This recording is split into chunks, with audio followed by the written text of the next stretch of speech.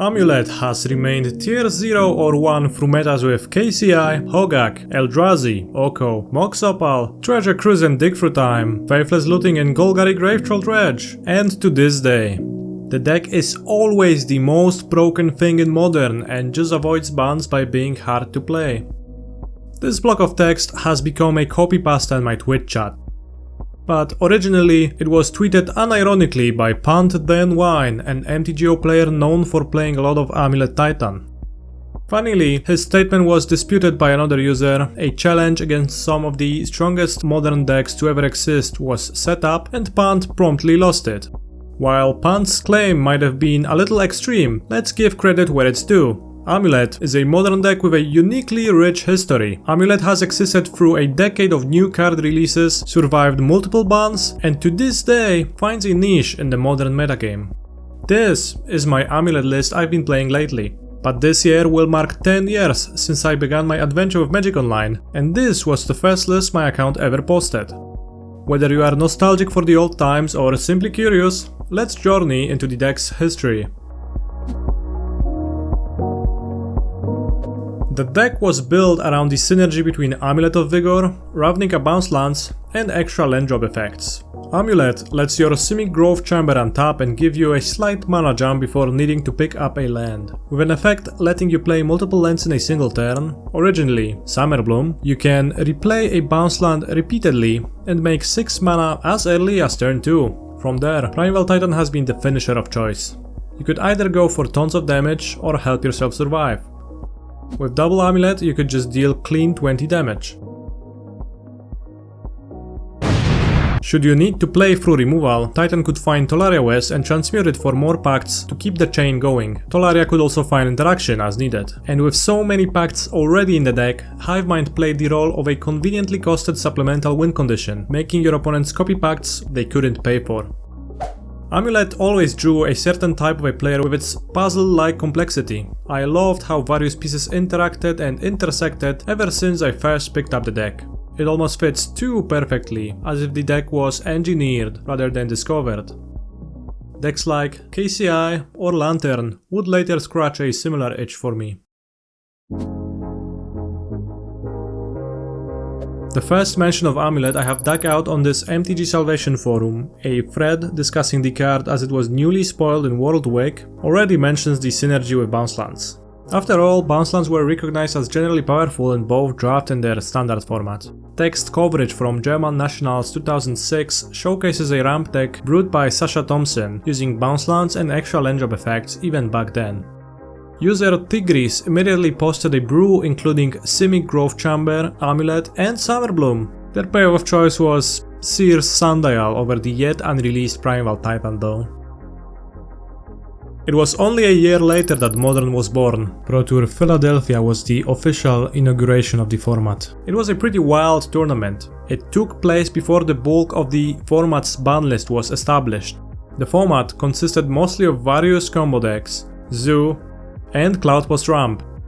Many of the Cloudpost players recognized the need to be as fast as possible, using Amulet of Vigor and Scapeshift to do so. One of those Cloudpost players was Jerry Thompson, who detailed his testing process in a tournament report on Star City Games. Jerry praised Amulet. Over the next 24 hours, we tore through several iterations of Red Green Cloudpost, mostly keeping the same shell. We recognized that Amulet of Vigor was necessary at keeping the deck on the same level speed-wise as the rest of the format. He almost included the Gruul Turf plus Summerbloom combo, but cut those at the last minute. I was perhaps a little detrimental to this whole process, as I wanted Summerbloom to work badly, yet wasn't willing to play multiple copies of Scapeshift despite them having similar functions. It was another card that turned on our amulets in combination with Gruul Turf, and was something that I wanted to play ever since a Summerbloom deck got 9th at German Nationals a few years back. So, the foundation for Amulet Bloom was discovered early, but in the aftermath of the first Pro Tour, Wizards made sweeping changes to the ban list. Cloudpost was amongst the banned cards, so the Summerbloom idea laid dormant for a while. In May 2012, Avacyn Restored introduced Cavern of Souls and Slayer's Stronghold. With that release, the original Amulet Bloom deck was fully available to play, but no one would put the cards together for almost another year. In February 2013, Carrie Oliver wrote an article for Channel Fireball about a fun deck she oversaw at a GP side event. She credited Robert Wilbrand for the list. Mossword Bridge and Spyrock Knoll, looking for Emrakul and Time Warps, later proved to be win-mores, but it's hard not to admire the ambition. Carrie admits that the list was in its infancy, but was impressed by the sheer power level. Perhaps Carrie's article inspired some people, because around that time, first threads on MTG Salvation, MTG D-Source and likely other forums forgotten to time began to pop up. Initial reception was fairly skeptical, but many were curious. Later, in March, Jerry Thompson posted about Amulet once again. He cited Carrie's article, called back on his Philadelphia experience, and claimed to have borrowed some ideas from another Magic Online grinder under the nickname Yamayo to present a slowly maturing Titan Bloom list. Gemstone Mine and Tendo Icebridge replaced fetch lands due to their synergy with bounce lands. Those lands supported Serum Visions, which assembled Summer Bloom draws more consistently. Ancient Steerings was run as an on-color way to find amulets and increase the density of lands, even if it couldn't reliably convert into a threat. Yamayo also seemingly was the first to integrate the Hive Mind combo. Khalni Garden showed up in Jerry's list as a solution to then popular Liliana of the Veil. Jerry also mentioned Blood Moon, noting it as a major weakness of the deck. Jerry was right, Blood Moon was, and to this day still is, a thorn in every Amulet player's side. Sunblack and Jarvis Yu also brought attention to Jerry's list in their respective columns, but for the rest of 2013, only a few Amulet results and deck lists have been posted. Another year passed by with Amulet remaining on the sidelines of the format. Things started to speed up in 2014. In February, Pro Tour Born of the Gods was held in Valencia. Sean McLaren took it down with his blue-white-red control. Remember, Jeskai wasn't a word back then, but what interests us was Matthias Hunt's deck choice. Well, for Modern this weekend, I'm playing Amulet of Vigor combo. Okay. At 5-0, Matthias was invited to give a deck tech, shedding some light on the strategy for the greater public. It's a very kind of different combo deck. It doesn't really play by the rules of one land per turn and how you make mana in the normal ways. Titan Bloom players themselves viewed their deck as a resilient ramp that became supercharged whenever it drew an amulet. And this is by far like the best card in the deck is Summer Bloom. Really? Summer Bloom is, it's better than Amulet. It is what the deck runs off of. That was a widespread belief among those invested in the deck, and we'll see it repeat in tournament reports and deck guides. At the same time, Matthias's deck guide released after the PT seemed, perhaps strangely, very concerned with Thoughtseize disrupting his draws. Leyline stops Thoughtseize. Thoughtseize is atrocious for this deck. The reason we can play this is that no one's Thoughtseizing right now. The same year, a Magic Online grinder, Lord Commander Snow, later also found on Twitch under the name Boki91, picked up the deck and immediately started posting strings of winning results. In the summer, Magic 2015 introduced two minor pickups for Amulet. Radiant Fountain became the preferred life-gain land over a previously commonly used pair of Glimmer Posts, while Reclamation Sage became the go-to disenchant creature to pact for, should you be interested in such an effect. 2014 was also the year I picked up the deck. At first, I was only playing paper, struggling through my FNMs, but eventually I made the jump to Magic Online. I wasn't a strong player back then, but winning came surprisingly easy. Luckily for me, I also enjoyed the heck out of it, and I dove deep into grinding MTGO dailies. In December, a Modern Grand Prix took place in Milan. I top-8'd the event, marking the first paper premier event top-8 result with Amulet. My results and Lord Commander Snow's consistent MTGO performance made me believe that Titan Bloom might just be a secretly broken, underplayed deck.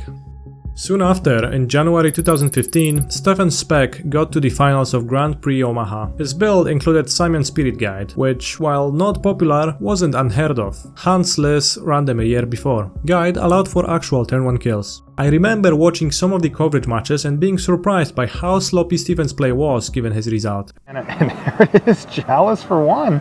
Well, I don't love the card as a sideboard card for this matchup. Boarding Chalice of the Void against Pod was, frankly, puzzling. Now, what happens if Steven counters the birthing pod there? He can't pay for it himself, his own pact? What would really happen here is that Eric would copy Pact of Negation and counter either Steven's Pact or his own birthing pod. In either scenario, a lethal trigger would await Eric next upkeep, while Spec never needs to pay for a pact. It's easy to excuse commentators being confused, but it was a common enough interaction that an Amulet player would be familiar with it. Everything becomes clear if we fast forward a little bit to Pro Tour Dragons of Tarkir, where Stephen got disqualified and banned for palming entire opening 7s and presenting a 53 card deck to his opponents. Given this new context, the exotic deck building choice finally made sense. In hindsight, Stephen's triumphant tweets became very ironic. It's a blemish on Amulet's history, but in a way, a funny one. But let's go back to Pro Tour Fate Reforged, which took place in Washington, DC. Story of the tournament was Justin Cohen's second place finish. Justin's entire run through the top 8 was covered, bringing the deck to the center of attention. Justin fell in the finals to Antonio Del Moral Leon's Splinter Twin and his Blood Moons. Blood Moon is the bane of the deck, and there's two ways to go. You can ignore it and have no answers to it and have a better sideboard and lose anytime someone casts it, or you can have token answers to it and hope to get lucky. Seal of Primordium and Swansong were used to fight Moon back then. Since Forest couldn't be accessed easily, answers needed to be preemptive. With the bans, we were worried there'd be a lot of Abzan, and the story had been that was a bad matchup, but we feel like we got the sideboard to the point where we're actually pretty heavy favorites, I think. Later, Sam wrote an article about their preparation for the PT, and once again echoed the sentiment that Amulet's strength was its RAM/combo duality. We played a few matches, and I actually felt hopeless from the Abzan side. People have this perception that Amulet Bloom is a glass cannon turn 2 combo deck, but that's far from the reality. I actually think of the deck as more like a Tron deck, with a turn 2 kill. Their successful sideboard plan against Abzan was to simply board into additional RAM payoffs and good top decks, solving the Fozzi's problem that Matthias Hand so dreaded earlier. Amulet continued existing throughout the rest of 2015. Lord Commander Snow casually won 2 online PTQs. Others crushed MTGO dailies. Benjamin Miller used it to top 8 yet another Modern GP in Oklahoma City, even if it was Zach Elsik who stole the thunder by winning with Lantern and putting that deck on the map. By then, Amulet's position in the metagame was mostly respected. It also had an aura of a deck that was hard to understand. Because the deck, as Justin Cohen put it, isn't hard to play, it's just really weird. So once you get past that weirdness, it's really powerful. Right. In that era, Modern's ban list was managed around an explicitly stated turn 4 rule. And in essence, all you really need to know about the banned list is they've just said, I tell you what, why don't we let the format breathe a little bit, and let's not have degenerate combo decks that are going to kill you regularly on turns 1, 2, 3. We have a rule of thumb about Legacy that we don't like consistent turn 2 combination decks, but that turn 3 combination decks are okay. We modified that rule for Modern by adding a turn to each side. We are going to allow turn 4 combination decks, but not decks that consistently win the game on turn 3.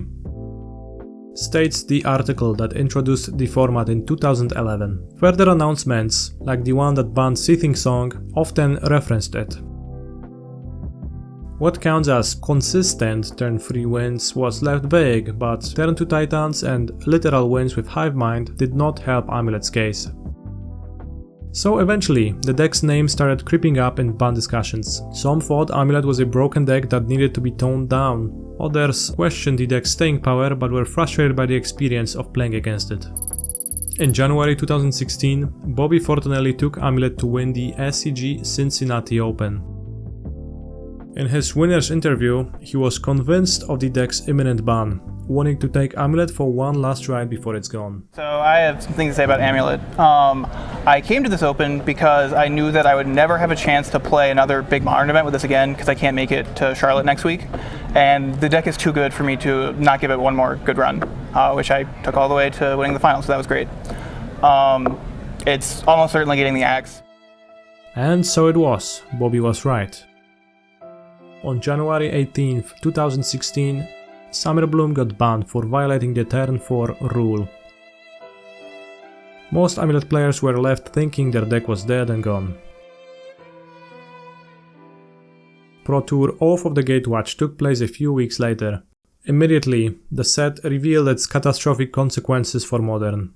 That PT was the start of the infamous Eldrazi winter.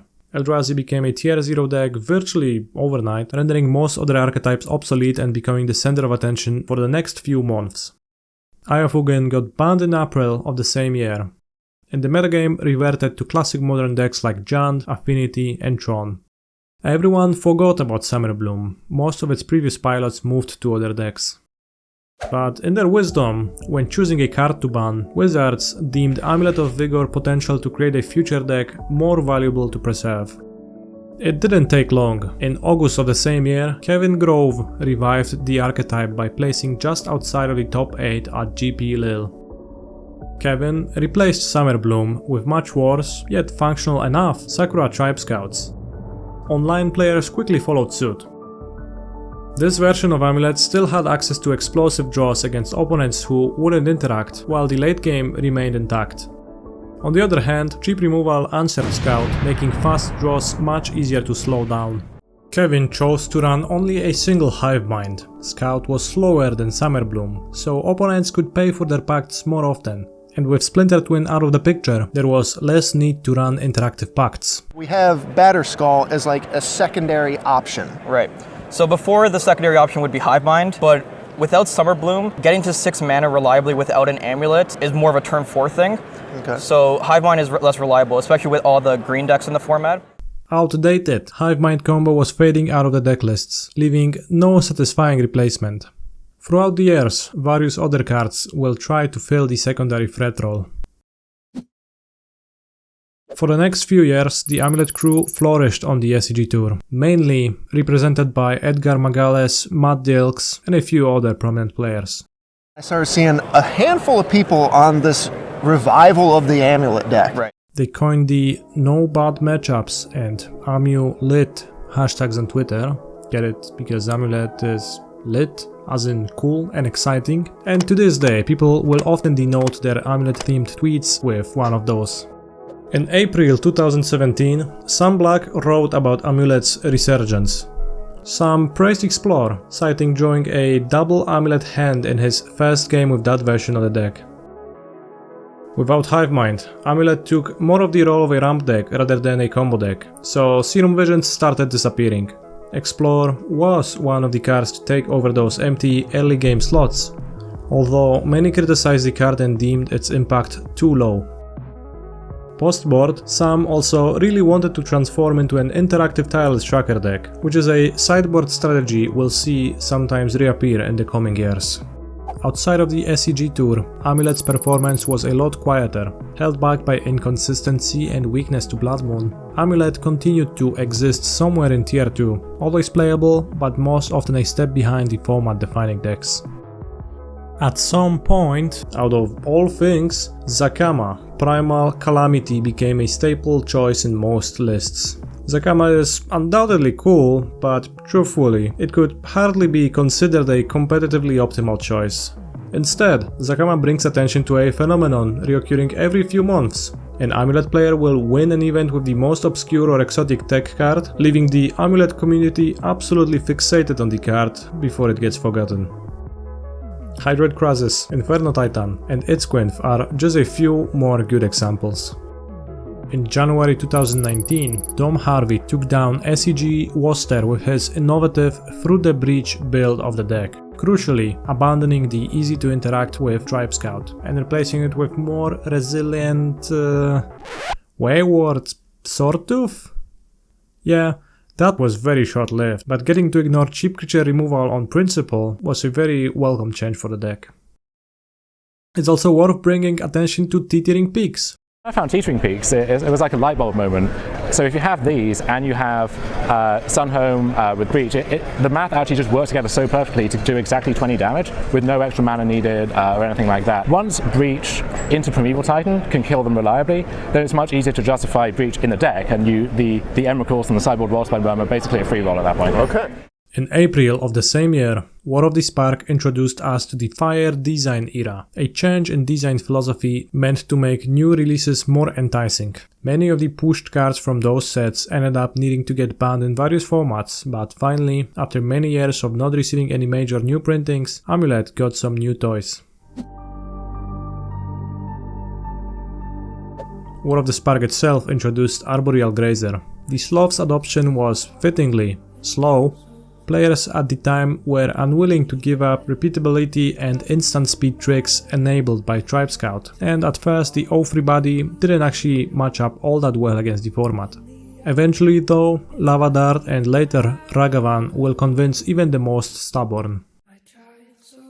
Karn, the great creator, slotted well into Tron, especially when he gave you access to the now banned Mykosin Vlatislock. Amulet, also being a big mana deck, flirted with the idea of using Karn to plug the hole left after Hivemind was gone. Since the deck was incapable of protecting Planeswalkers, it never seemed to stick for too long. Many tried though, and we'll see Karn builds reappear often. Unfortunately for Titan players, the set also brought Ashiok, Dream Render, a vicious hate card on a very hard to interact permanent type. Modern Horizons 1 wasn't too kind to Amulet. It only introduced a few sideboard options while once again plunging Modern into a dark age for a few months. Hogak Summer was a fascinating time on its own, but little attention was given to Amulet then. Only one brave soul even registered the deck for the 2019 Mythic Championship in Barcelona. In the meantime, without much fanfare, Core Set 2020 gave us a card that would dictate what the Titan decks are about for the foreseeable future. Field of the Dead. Field allowed Primeval Titan to effectively take on the abilities of his black counterpart. Getting rid of the Titan would no longer matter all that much. Zombie tokens would soon flood the board. The win condition was resilient to removal in a way more direct and immediate than the traditional Tolaria West chain. The Hogak era has ended with the second ban announcement targeting the deck on August 26. Not only were the Hogak decks gone, but Izzet Phoenix, which likely would have taken their place, also took a large hit with Faithless Looting removed from the format. Modern was fresh and uncertain, and then in just a month, Throne of Eldraine released. The set was kind to Titan. Castle Garenbrig was a big deal, speeding up the deck. Once Upon a Time was an absolute game changer, increasing the consistency, while Field of the Dead finally got to see more play and make sure that the late game was overpowering. Both Castle and Field pushed the mana base away from Gemstone Mine and towards fetchlands. While Amulet got quite strong at the time, improving on many axes, the Hogak Summer transitioned nearly seamlessly into Oko Winter. Amulet was powerful, but once again overshadowed by a broken deck, up until Okos and Mox Opal bans in January 2020. Theros Beyond Death gifted Titan yet another card. Thankfully, Valakut, once on the original Modern ban list, got let off the hook back in 2015. Dryad of the Elysian Grove, released 6 years later, took advantage of Valakut to introduce yet another powerful angle to the deck. With Valakut on the battlefield, all of these lands are mountains, so that means the Valakut's going to trigger. It's going to shoot the Kiln Fiend. This is another... Oh, right, he gets to play another land because of the right, yeah, he gets to clean up everything. Yeah. Now, Amulet could easily win outside of combat again, just like in the Hivemind days. So now, unsurprisingly, here is Primeval Titan. So, triggers aplenty. Here we go. We have Valakut plus X. Valakuts, plural. Oh, that's just lethal. Yep. That's just lethal. Okay, neat. Hanweir Battlements was discovered around that time. Battlements, while less powerful than traditional Stronghold, could haste Titan without the need to grab a Boros Garrison, letting you build up your land count for both Valakut and Field. To this day, you'll see players deciding between Battlements and Slayer Stronghold when figuring out the minutiae of their deck lists. For a brief period, the supercharged Amulet was probably the best deck in the format, but Wizards weren't done cleaning up their Throne of Eldraine mistakes just yet. They weren't happy with the degree of early game consistency provided to Titan, Tron, and devoted Druid decks. A chief example of could be the Eldrazi Tron decks running Karn Liberated, so in March 2020, Once Upon a Time got banned. Around that time, the global situation and lockdowns prevented paper tournaments from taking place. Magic Pro League, the premier play system we had at the time, was solely focused on Arena, so Magic Online was the only notable source of modern results for the next few years. Amulet remained a deck, but without Once Upon a Time, it reverted to not being consistent enough for the absolute top tier. Gruul land destruction decks, an absolute nightmare matchup for Amulet, became popular. Uro Control, and later, more mid-range focused versions of Green-White Titan decks seemed better at maximizing Field of the Dead. In early 2021, Kaldheim released Just to Ruin Modern once again. Under original rules, you could cascade into Valky and simply choose to cast Tybalt. That interaction spawned likely the single most broken deck in Modern's history. Wizards felt prompted to act and followed up with an errata to the cascade mechanic and a massive PNR change. Field of the Dead was among the banned cards, and while Amulet was hardly the main target of the ban, it once again suffered. Modern entered a pretty stale few months where the best decks of the format were pretty uninspiring Prowess and Heliod combo decks. Modern Horizons 2 overthrew the previous balance of the format, replacing so many of then format staples, both in terms of archetypes and individual cards. Threats now hit so much harder, while interaction got hyper efficient and often free. Amulet wouldn't find a place in the new Modern if not for the fact that it also got a new, important piece, Urza's Saga. The concept of being foremost a ramp deck with some explosive draws would no longer cut it. Titan with no amulets simply wouldn't impress anyone anymore. A double Amulet Titan though? That's still a win on the spot. Saga finally replaced Ancient Steerings. You'd often like to play a turn 1 Saga, which can't cast Steerings, and Saga proved to be a stronger way to access amulets.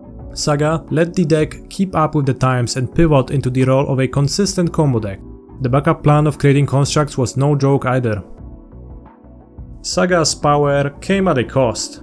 Its significant weakness to Blood Moon and disenchant effects was very easy to exploit in sideboarded games, leaving Amulet players with a conundrum: present a powerful deck that's prone to blowouts, or a weaker, but more resilient build focusing on slower ramp spells.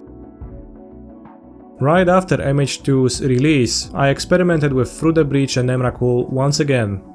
I abandoned the idea after the first time I breached an Emrakul, only for them to cast said Emrakul with a Doffy Voidwalker. The mental damage was just too much. In this strat, Crimson Vow gave us Cultivator Colossus, affectionately known as Mr. Beast on my stream, because, you know, it has a creature type beast. Colossus combines very well with bounce lands and amulets. With double amulet and just a few lands in your hand, Colossus easily wins while more or less ignoring creature removal. So, was it the perfect secondary threat that Amulet players have been awaiting for so long? Not quite. The card had a pretty explosive welcome, at first many lists incorporating as much as the full playset. The Colossus's ability to go over the top of Solitude decks and guaranteeing comboing off even if you draw some of the crucial combo lands was appreciated, but its weaknesses in low resource games held it back. Colossus was quickly trimmed down, but a single copy to Pact 4 seemingly has earned its place. Kamigawa Neon Dynasty introduced another game changer. Boseiju, Who Endures, looked scary, especially in combination with Ren and 6, but on balance, Amulet benefited from Boseiju a lot. Bounce lands could pick up late Boseijus, widening the seemingly already endless toolbox a Primeval Titan trigger reaches from.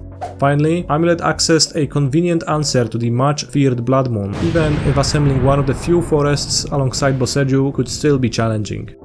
Magus of the Moon became the go-to hate card against Amulet instead. Most Amulet sideboards going forward will feel the need to acknowledge Magus from now on, either by running Dismembers or Red Removal. It took another year until Amulet received another major upgrade. Mycosynth Gardens doubled down on the trend started by Urza's Saga, letting the deck focus even harder on assembling lethal double Amulet lines. Castle Garenbrig was often the card trimmed to fit Gardens, as they had conflicting incentives. Phyrexia All Will Be One also brought us Elesh Norn. Elesh was more or less lights out against Amulet, and her mere existence popularized running a copy of Otawara to have an out to her. Finally, players would quickly recognize Otawara's flexibility and it would become a staple land in the deck, regardless of Elesh. Nowadays, Elesh is also often splashed in the sideboard of Amulet itself if the metagame calls for it. The next big release that came was Lord of the Rings, Tales of Middle-earth in June 2023. I made a video about my involvement in the set, which you should absolutely check out. The set's two major introductions, the One Ring and Orcish Bowmasters, polarized the metagame between various ring decks and Rakdos Scum. Scum, perceived as having a favorable Amulet matchup, became the most popular deck, so Amulet wasn't viewed as a great choice. At the same time, the One Ring was an excellent pickup for Amulet. Ring finally filled the secondary threat niche that so many cards before tried to. It was cheap enough to take advantage of hands that can't quite get to 6 mana immediately. It's colorless, so you could cast it through a moon and draw towards your Boseiju. Perhaps most importantly, the One Ring was just a really strong tool that you can lean on in post-board games when your main game plan gets disrupted. 2023 was also the year that brought back the paper Pro Tour. The modern Pro Tour Lord of the Rings took place once again in Barcelona in July. Dom Harvey top-8'd the event with Amulet, losing in the semi-finals to the eventual winner, Jake Beardsley. And that is going to be enough for Jake Beardsley to find his way into the finals of Pro Tour, the Lord of the Rings. The event marked the second ever Pro Tour top 8 of the deck, separated 8 whole years from Justin Cohen's performance. In an article detailing his tournament, Dom calls back on his love and nostalgia for the archetype playing a role in his deck choice. This was more of a romantic choice than a ruthless one. I had qualified for my first Pro Tour with Amulet when Summer Bloom was legal, and it won me my first large event on the SCG Tour, kicking off a chain of events that led to me writing this now. The idea of playing my favourite deck in Magic on the biggest stage was irresistible. Unless the format was so hostile to Amulet or some other deck was such an obvious choice that I couldn't say no, I was picking up my Primeval Titans. I think Dom might have been underplaying how big of a deal the One Ring ended up being for Amulet. But again, that's understandable, given Scum's popularity at the time. I do think that it's lovely that Amulet is a tournament deck with this much identity, longevity, and ability to invoke this level of long-term attachment among its fans. Recent sets occasionally introduce new tools. Lost Caverns of Ixalan brought Spelunking. While not groundbreaking, it found its niche and you'll see it in the sideboard, offering more resiliency to disenchants. Roxanne from Outlaws of Thunder Junction turned out to be an interesting Magus of the Moon answer you could box for. Early 2024, over in the Amulet Titan Discord, Bob49, a Magic Online player known previously for his work and dedication to Belcher decks, and who once discovered this least sane infinite damage loop you can access with Cultivator Colossus and Endurances, posted about an idea he had been working on. He replaced the traditional Stronghold and Sunhome with Litiara Mirror Lake and Kessig Wolfrun. Double Amulet was still a guaranteed victory, but the ability to copy a Titan brought numerous small advantages. Bob's suggestions put the once immovable Sunhome into question. Mirror Pool, a very similar but slightly better version of that effect, quickly became the preferred win condition, and Amulet players are still working on further optimizations. Since Lord of the Rings, Modern has seen a few big ban announcements. Preordain was freed, while Fury, freshly released Up the Beanstalk, and later Violent Outburst all got banned. Many of the banned decks were perceived to boast a strong Amulet matchup, and every time one of them was gone, Amulet was a candidate to take over tier 1 of the metagame. Today, it's hard to argue against Amulet being tier 0 or 1. It's rarely the most popular deck, but arguably, Amulet now is among the best Amulet decks that there ever were.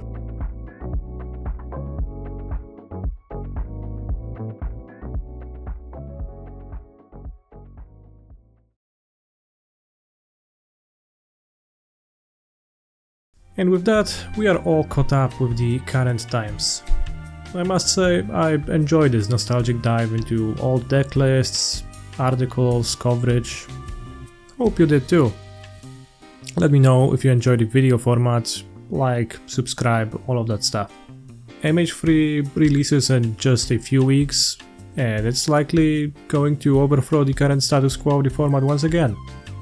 Maybe it will result in an era that I'll cover in a similar video in the future, or maybe the blue Merfolk Magus of the Moon will bully me enough to quit Amulet forever. We'll see. I'm looking forward to MH3 with some nervous excitement. In the meantime, you will be able to find me on Twitch. I'll stream a good amount once MH3 drops, explore the format and try new cards out. Thank you for watching and as always, stay hydrated broskis.